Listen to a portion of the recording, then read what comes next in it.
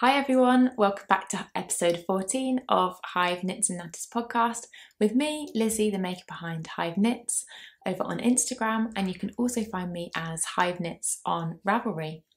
Hi, welcome back. If you're new around here, then welcome to the Hive Knits and Natters YouTube channel, a channel where we natter all about knitting, what projects I'm making, what projects I would like to make.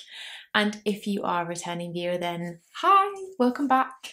It's only been 3 weeks since the last episode, which is much better than the 2 months or whatever I normally manage. So it's really nice to be back again so soon. This is a bit of a spontaneous episode. Bank holiday weekend and just fancied a natter really. So yeah, it's really lovely to be chatting again. I hope you are comfy with some knitting, something nice to drink, maybe a little snack. And if you're in the UK, I hope you've had a really nice August bank holiday weekend. Ours has been quite chilled. I met up with a friend on Saturday, and then yesterday my boyfriend Pete and I went for like a really long walk. It's like nearly 15k in the end, which was like really nice to get outside for such a length of time. And then today we did a bit of shopping, which I haven't done in a really long time. Not yarn shopping, sadly. Shopping for life's other necessities. And then yeah, we just had a bit of time this afternoon, so I just thought, well, hi. So yeah, that's all the chat really. I said in my last episode that I have now finished A&E and I've moved into general practice. It's not been the easiest transition, I'm not going to lie. I was really looking forward to it because I was finding like the rota and general life in A&E to just be really tough. And I didn't think that GP was going to be easy by any stretch, but yeah, it's been a really steep adaptation actually. Much harder to adapt than I thought it was going to be, for loads of different reasons, mainly because people come in with problems that I don't know the answer to. But we'll get there. It's a learning curve. I'm well supported. And so I'm sure like in a few weeks to a few months, I'll feel very differently. But it's very nice not to be working nights and not to be working weekends. So that's me. That's what's been going on. There is some big news, which I will talk to you about in just a tick. But let's kick off this episode with another podcast recommendation. I spoke about Tom from Knit Slips on my last episode because him and I had like a what do they up to now chat as a follow-up from our previous podcast that we filmed together. And I realised then that I kind of forgot to do podcast recommendations for quite a long time. And I really like it when other people recommend podcasts. I quite often go and check them out, and if I like them, subscribe. So I thought, let's get that tradition back up and running. So this episode, I would like to introduce, I say you all, but she has quite a few episodes out now, so it's probably just me that didn't know she was a podcaster. But the lovely Emma from Woolly Mammoth Fibre Company has a podcast, and I've only seen one episode. I was intrigued by it because she is currently making the First Sweater, which, if you don't know, is the pattern that I designed and released earlier this year. And she is making that.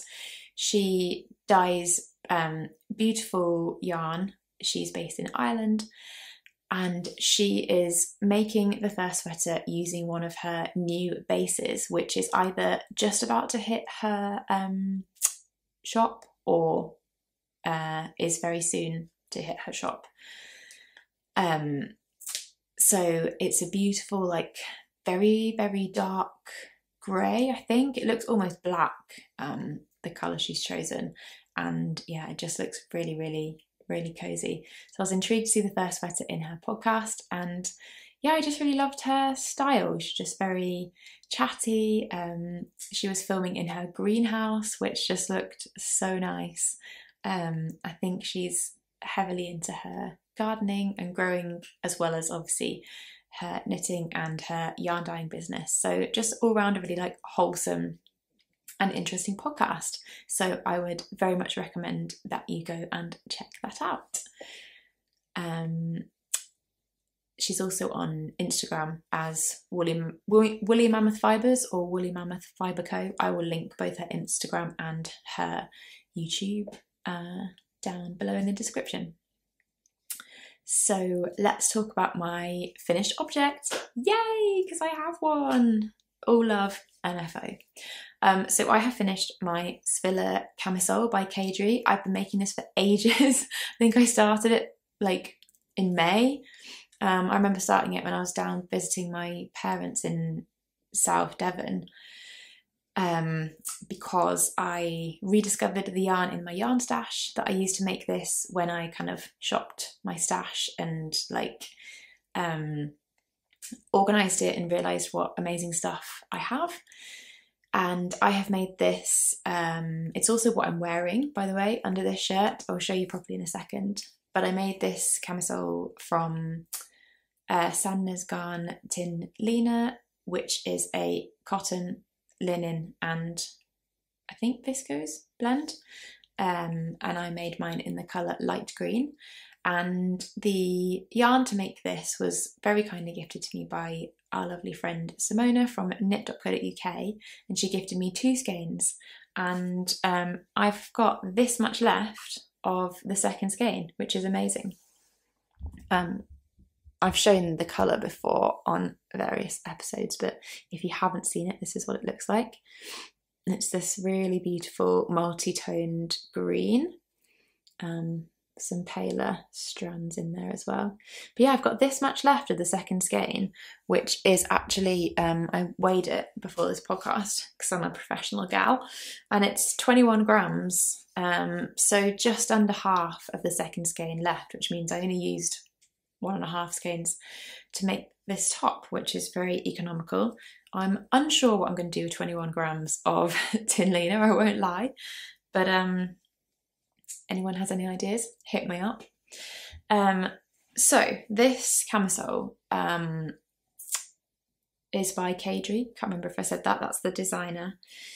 The gauge for the pattern is 25 stitches in 10 centimeters. I changed that slightly because the fabric I made in my swatch on the recommended needles, 3.5 millimeter, was actually 27 stitches, and I really liked the fabric, so I did some jiggery pokery and knitted a different size to what I would normally pick because of my gauge and how that would affect the finished width of the garment.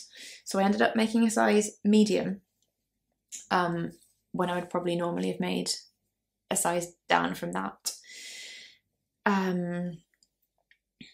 Yeah, I really enjoyed making this top. You can see it has these really beautiful lifted increase details which go down the cups at the front and also at the back. I really enjoyed making it. The fabric is absolutely beautiful. I also did I'll stand up so you can see, a folded hem.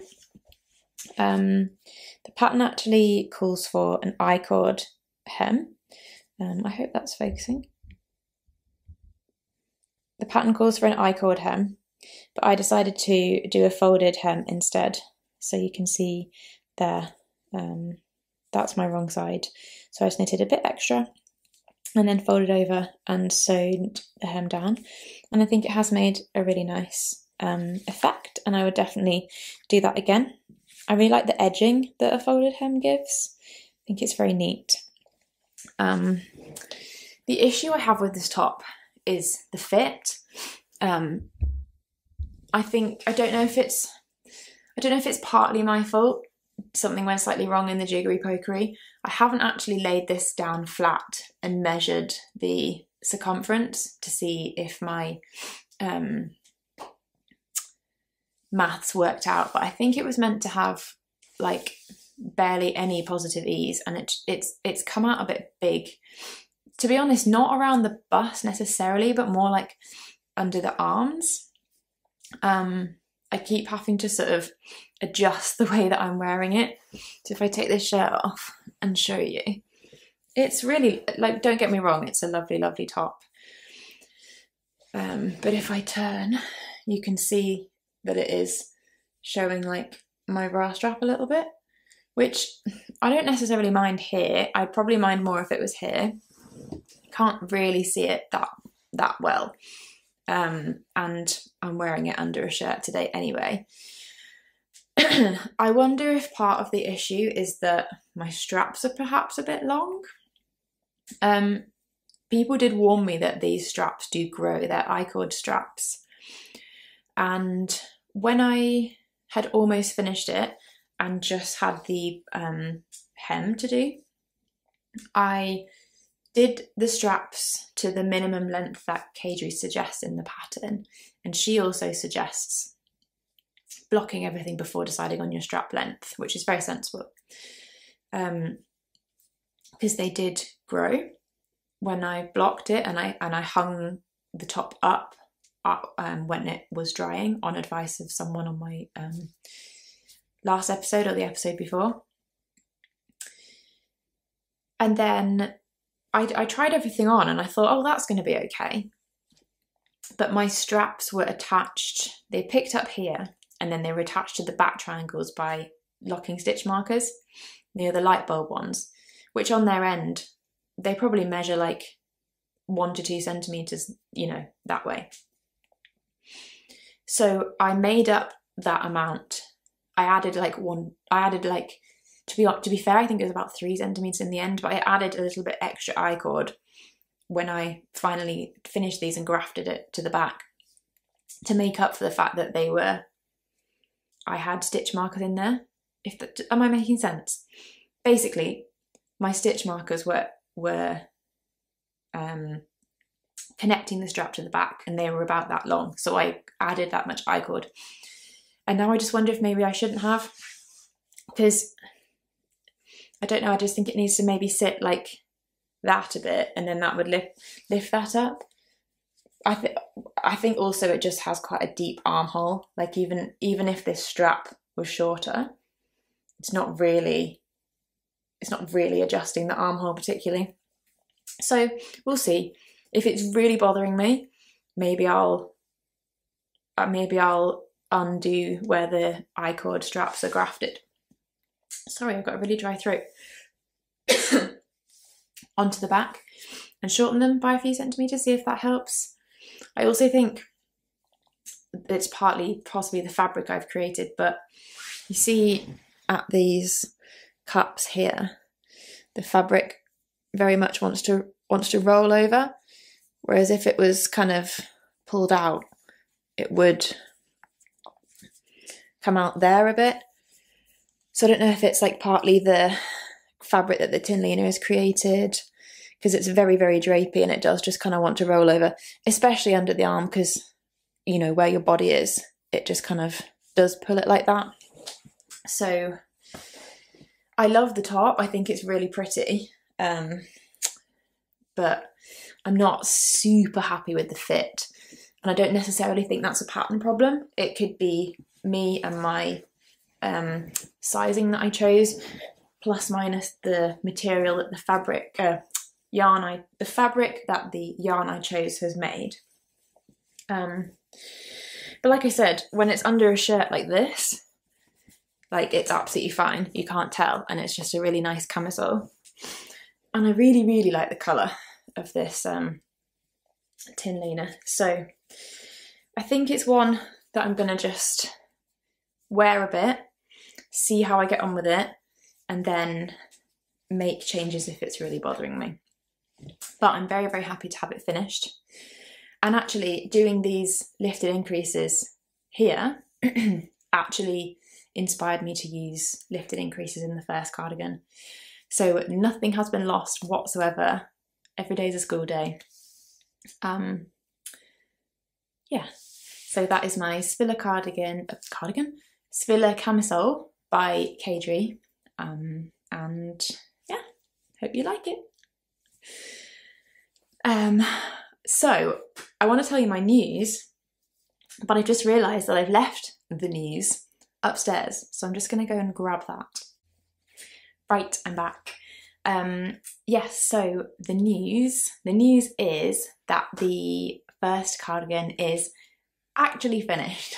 So I said it was finished in my last episode, but I was like sort of lying, because it was finished, but it didn't have any buttons and it didn't have its ends weaved in. But both of those things are now done, which is amazing. I went with the spotty buttons in the end after much deliberation. Like, I can't make a decision to save my life on stuff like that. I was like, I like them both. I should have just only bought one set. Like, that was the downfall. I should have just chosen at the time of purchase. But now I have a spare set of buttons for the next cardigan I make, which is great. So thank you for all your input and comments. And actually the YouTube poll was very much like in favour of spotty buttons, so I'm sure you'll be very pleased. I will put a link to where I got them from. They were from Etsy, down below, because I realised I haven't actually done that, and a few people did ask where they're from, so that's bad YouTube behaviour on my part, so I'm very sorry. But do you want to see? Do you want to see on the cardie? Ready? Whee! Yay! They are very cute. I like them a lot. Let's see if I can just show you them. 1, 2, 3, 4. 1, 2, 3, 4. Hey! Side note, remember last episode I said that my camera had done something weird and the screen, when I looked at myself in the viewfinder, was upside down and it was really off-putting? Well, it's still upside down and it's still very off-putting. I tried to look on Google for like a solution, and the consensus seemed to be that maybe there's like a sensor that's broken inside the camera, so it doesn't realise that the screen is flipped. If that's true, that's going to be really annoying. We also have another camera in the house, of like the same brand as this one, that my boyfriend's mum gave us. It's like her old one, but it's a bit older than this one, and I realised that the there's no input. Well, my microphone sits on top of the camera and then it plugs in with the like a aux jack into the camera, and the microphones will fit on top of the other camera, but the input / output jack is like way smaller, so it doesn't fit. So I like got everything set up and was like, oh I was like, right, it's more important that I film with some decent sound, and then I'll just work out the viewfinder. I hope it wasn't too much of a problem last time, and I hope it isn't too much of a problem this time, so I'm sorry about that. I will find a solution somehow, pending. But yes, the first cardigan is done. It's so exciting. I'm so pleased with it. It's just so great, and I just think the buttons are just like the icing on the cake. So what's the plan, Batman? It's been graded now. That happened last weekend, well, end of last week, and it's now in 12 sizes, from a 75 centimetre to a 160 centimetre bust / a 30 inch to 64 inch bust, which is amazing. And the first round of tech editing happened last week, and then the second round is happening tomorrow. So I hope it won't be like that long until I can put out a call for testing for this, but I do like want to get it as right as I can before doing that. Like, I don't want to rush into the test process and get too excited. Obviously I've had it professionally graded and tech edited, and testing isn't a substitution for those processes, nor those processes a substitute for testing. Like they have their own roles within the whole process, I think. But yeah, hopefully it won't be long. I know I keep saying that, and I'm really sorry. And I have started to get a few comments of like, oh gosh, you know, we've been waiting a while for this. Not necessarily like a bad way, but maybe I'm just feeling a bit sensitive about it. But it is coming. But genuinely, these things take time. Like the design process took a long time. There was a lot of stuff to iron out. Like it was the first time I'd ever done a cardigan. The button band, as you well know, took a hell of a lot of figuring out. And just life's busy. Like I work full time. Like this is very much a side hobby. So thank you so much for your patience. And I promise it is coming soon. Like genuinely, we're in the second round of tech editing now, so it won't be long. Yeah, I'm still hoping it might be possible to get it out before Christmas. We'll have to see how the test pans out. I do not want to rush the test at all. Like there's a lot of knitting in this cardigan, and then the test will like be staggered for the different sizes as well. I'll probably group 1 to 4, 5 to 8, and then 9 to 12. Like probably give those groups different time frames. That worked quite well last time, and like, well, just facts of the matter are it takes longer to knit a bigger cardigan, so I think it's only fair. What else do you need to know? I will, like I've said, when it's time for the test call, I will post on Instagram, but I will also post on like one of the community posts on here.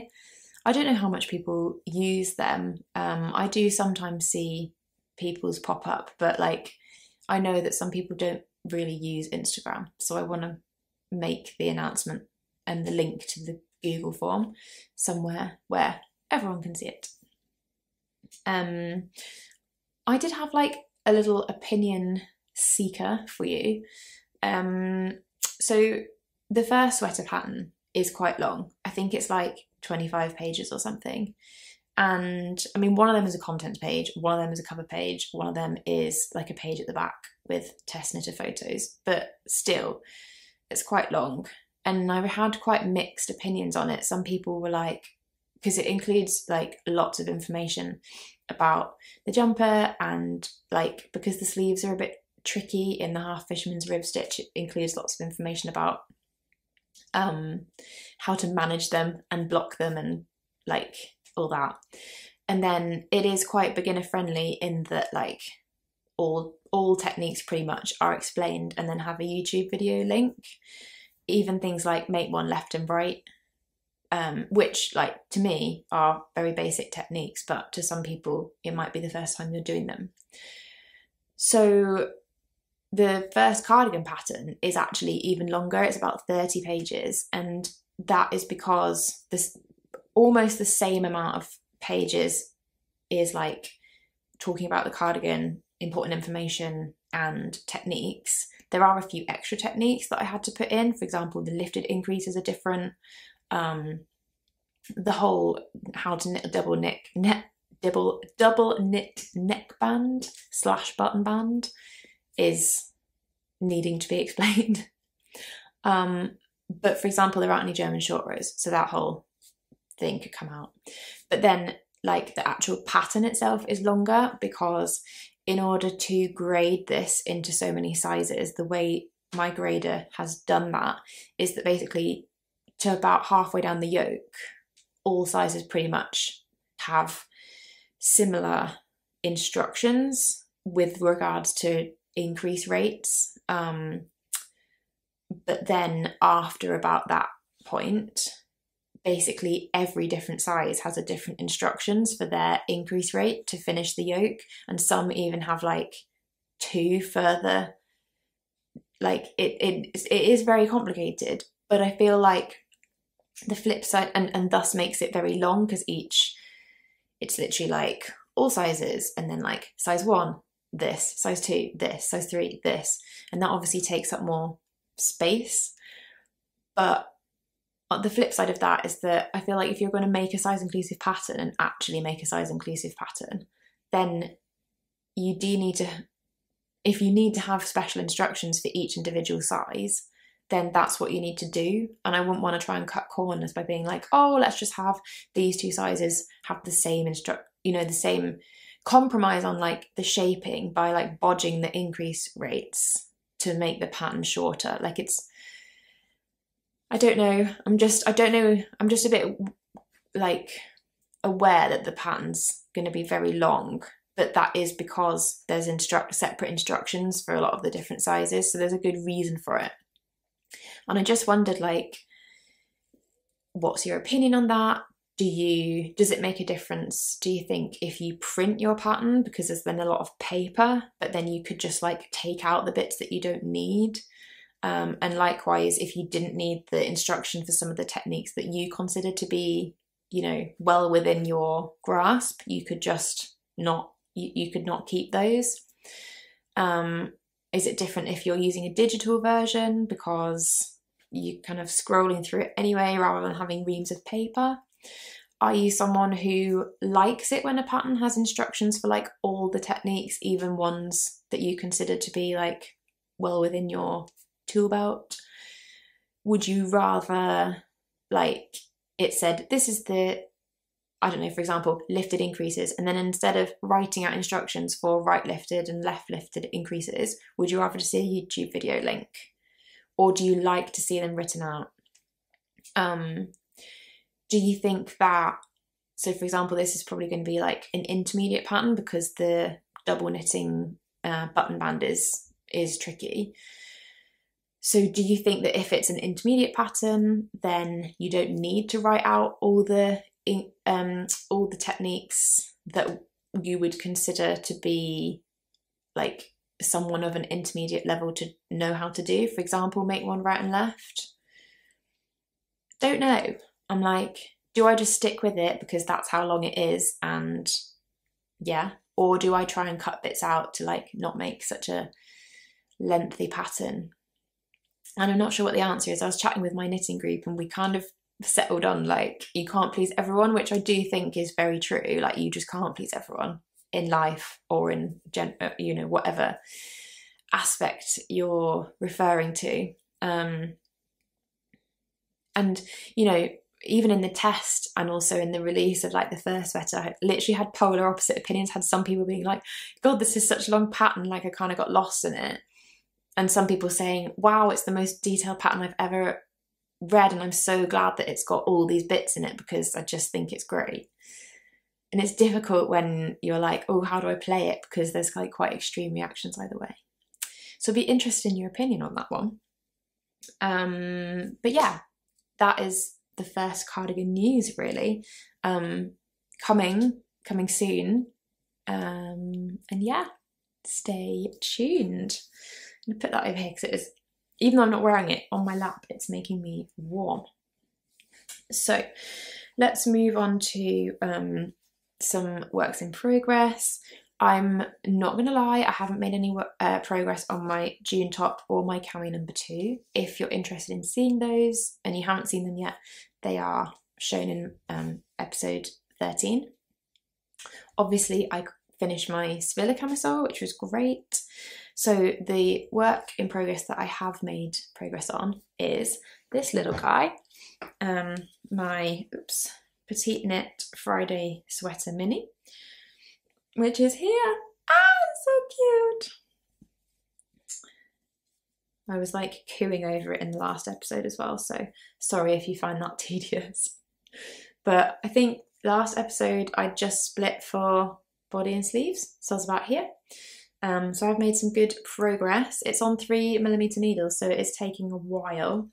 I think I literally have about 2 centimeters, which is about a strike repeat left before the hem ribbing, which is great because that's basically what, once I've done the body of the work now. This is for my friend's baby who is due in October, so I'm very aware that it's now September on Thursday. So I'm like, ooh, to get a wriggle on. I had like a couple of long car journeys recently, so I kind of managed to like plod through some of this body. At the moment, don't you think it looks like a dress? I really think it looks like a dress, but it's because this broken rib, which is the stitch pattern, it's very much like, because it's not blocked, it's like springing together. So when it's blocked, it's actually going to be like that, which you can see makes a very different like stitch pattern, and actually doesn't look very long at all. So it's not going to look like this. It kind of looks like a little baby grow dress at the moment, but I am trusting Petite knit because she has like a million children, so I'm sure she knows how big to make a child's jumper, whereas I don't have any children. So again, I was saying on Knit Group, I was like, oh, it looks really long, I really hope it's going to be right. And then I was like, why am I challenging her? I don't have any kids. I see kids at work, but I don't, you know, routinely measure them, so apart from their heads sometimes and their weight, but like I'm just going to go with the flow and hope that this will be okay. So basically, once I finish the one more stripe repeat and the ribbing, I can do the sleeves, and I'm so excited because they're so tiny and cute. Although again, I guess they will expand a little bit with blocking, but yeah, they're just so cute. I don't think the sleeves will take me too long because they are dinky. I'll probably do them, well, that's my ugly side. Here's my neat side. I couldn't get my head around joggler stripes, and I was like, do you know what? It's for a baby. It's fine. But anyway, here's my neat side. But yeah, I'll probably do them magic loop, because they're so little. Magic loop or double pointed, and I don't really want to do double pointed, so magic loop it will be. But yeah, I think they'll be pretty speedy, to be honest. So that's this little guy. He is made with Sannes Sunday in kit and that orange feeling, and I got these from Simona at knit.co.uk, but I paid with my own pennies. They were not gifted. And yeah, like I said, 3mm needles. So it's been a ploddy old plod, but I think will be worth it. So yeah, need to get that done in the next few weeks in order to give to Mama. Not my mum, obviously, baby's mum. So what next? Oh yeah, so I do have one new work in progress actually, that I just fancied starting, probably because I've been doing so much on really small needles. Both that Friday sweater and my Cami number 2 were on 3mm needles. The Svila was on 3.5. This First Cardigan's on 4. Like, everything's just on tiny needles. So in the last episode I talked a bit about my autumn knitting plans, and I showed the Zinc Blanket from We Are Knitters, which I got very kindly gifted as a kit last year, but I hadn't like started yet because by the time I got it, it was like spring was coming around and I just didn't really fancy or like have time to make a blanket. However, that is knit on 15mm circular needles, and the other day I was just looking at it after I'd filmed the previous podcast and was like, yeah, I fancy a bit of that. So I've made a start. I'll show you my progress. It's using their Ecolana yarn, which is 100% organic wool. I don't know, yeah, organic wool. And it's here. These are the two colours. Really nice. This sort of browny grey colour and then a lighter grey colour on the bottom. Yeah, really squishy.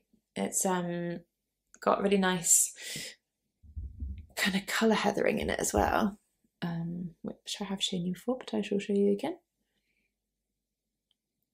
Come on, focus on the yarn, please. Thank you. Yeah, yum. And I just every time, oh, so squishy. So yeah, that was the kit, and it's on these really mega needles. 15mm. I mean, look at those compared with these ridiculous little sticks. You can't even see them. So yeah, I just fancied a bit of something a bit more instantly gratifying, I suppose. So the Zinc Blanket is made of like a cool sort of garter and then slip stitch repeat pattern, and it's made this fabric, which is really cool. So you use 2 strands, 1 strand of each colour, and yeah, this really cool kind of garter and slip pattern, and I really like it. I love the combination together of the light grey and the dark grey. And the oh gosh, that's an upside down camera error. The texture is really, really nice in the Ecolana. I haven't got very far, as you can see, but the only thing I'm wondering is like, is it a bit narrow for a blanket? Like I don't think it's fully, oh dear, I've lost a stitch now. I don't think it's fully stretched out to its full capacity, but it just doesn't look particularly like wide for a blanket. Maybe it's more of a lap blanket. I'm not sure. I do have the measurements in the pattern booklet, and I don't know, you wouldn't normally like necessarily block a blanket, but yeah, I just thought it's not particularly wide. So while I haven't done that much, the schematic in the pattern booklet for this is a rectangle, with this being like short. Oh God, I'm trying to show you and I'm making it all wrong. Like this being the shorter edge, and then like knitting up vertically to make the long edge, if that makes sense. But I'm just like, this really does seem quite not as wide as I thought it would be. Like I said, I don't know if when I've done a bit more, you would be able to stretch the stitch pattern out a bit more. Like, I don't know, is it meant to be more like that? That's just the cast on edge that needs stretching out a bit. Is it meant to be more like that? I'm not so sure, because if it is, it may be okay. But I'm wondering whether to just undo what I've done and add like another 1, 2, 3, 4, I don't know, 5 or 10 stitches just to make it a bit wider. And then even if it makes like a square, at least it's a bit wider. Not sure. I'll have a think about that. Has anyone made the Zinc Blanket? I couldn't see that many like pictures on Instagram or anything, but that obviously doesn't mean that no one's made it. But if you have made it, let me know what you think. Is there a standard width for a blanket? I could compare against the measurements. Who knows? But I do think the stitch patterns were really, really cool. And the combination of the yarn and the colours of the yarn. And like, I literally did this in like an evening. Well, not even an evening, like the course of a film probably. Because it's on the big needles, like even if I rip this back and start again, it won't take long. So thank you very much, We Are Knitters, for that kit. Sorry it's taken me so long to actually knit it, but I'm hoping that this will be like a quick knit that will keep us cosy for the coming autumn and winter. So thank you so much. Oh, nearly lost a bowl of yarn then. So I feel like it's a quicker one today. I've only reset my camera once. Normally I do more than that. Thought that was somebody at our door, but it's not. I've just got one acquisition to show, and then that's it. So last time, also in my autumn knitting plans, I talked about making a single malt sweater for my boyfriend for Christmas. It's not a surprise. He has like said that he's liked that jumper for a while, and like we've talked about me making it for him. We were just trying to decide on which yarn to use, and I was looking at the yarn options that people have used on Ravelry and Instagram, but Ravelry does make it a bit easier. And we quite liked the ones that are knit in heavy merino. It's very easy to get hold of, lots of different colours. So with the very, very, very kind help of Meg from No Frills Knitting, I knew that she stocked knitting for Olive, and so I was asking her about like the colours that she had, and she really kindly sent us some photos of the like kind of colours that he was looking at, the kind of colour palette in both like natural and artificial light. She was so good. She definitely went above and beyond. And we narrowed it down to 2 different colours, the Bordeaux colour and the slate green colour. We'd seen a couple of projects on Ravelry in both those colours and really liked them. And then I felt really bad about this, but Meg basically didn't have any of the slate green because Knitting for Olive were out of stock when she ordered it. So after she'd done all that lovely work, I felt really bad. So Pete really wanted to like order a ball of the slate green, like to see what it was like. We said if we got it down to 2, I'd do an order of 1 of each colour so we could see them. And she didn't have the slate green. So I ordered 2 sample balls from Beautiful Knitters in London, and this is what we've got. So this is the Bordeaux one. Like it's a very purpley. It's very purple for Bordeaux. I feel like often Bordeaux's are like dark red, and this obviously is dark red, but it's like very much on the purple side. And I think that's why he has a name, Pete, has decided to go for the other option, which is this beautiful slate green. I actually thought he would go for this, but it's fair enough that he wanted to be sure. So this is the chosen one. It's really beautiful. I hope you can see, but it's got like flecks of like almost like yellow in it as well as the green.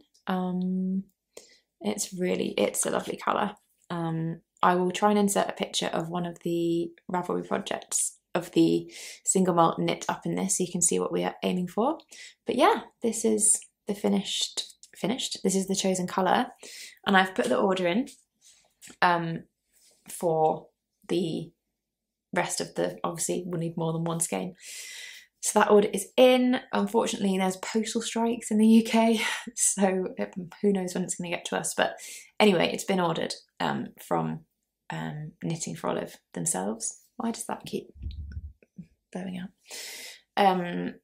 So as soon as that arrives, well, actually, I can swatch with that ball. So I will get onto that once I've finished the little baby jumper.